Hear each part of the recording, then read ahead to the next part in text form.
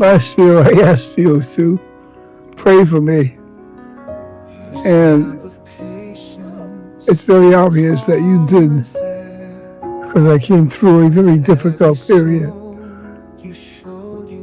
Unfortunately, I've had a setback.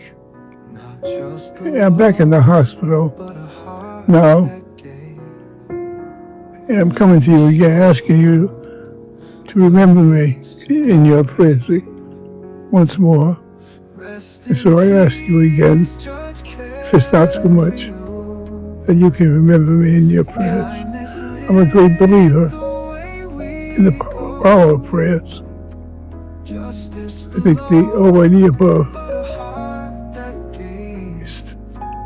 is looking over us. So remember me, please.